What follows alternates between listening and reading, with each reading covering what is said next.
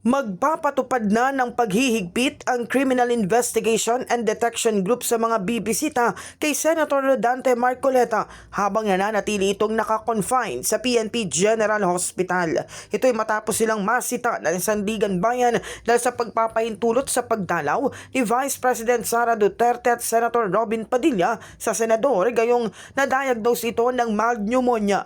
Ayon kay CIDG National Capital Region Chief Colonel John Giagi, tanging 2 bisita lamang ang pinayagan sa napakaraming humiling na makadalaw kay Marcoleta. Actually, nire-restrict nga natin kasi nga may pneumonia.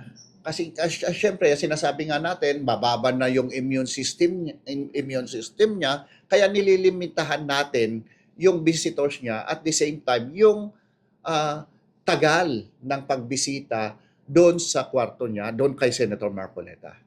So as not to endanger or mapalala pa yung kanilang kondisyon.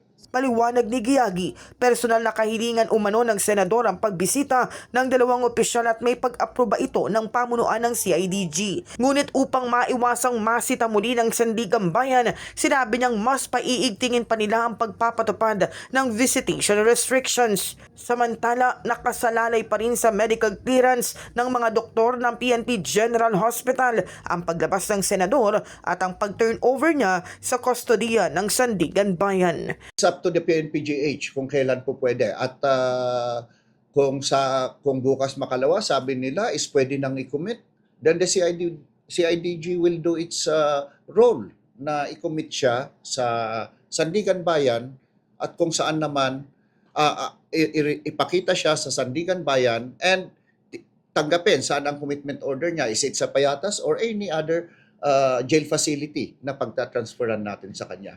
In the heart of changing lives, ako si Brigada Cas Austria ng 105.1 Brigada News FM Manila, the Music and News Authority.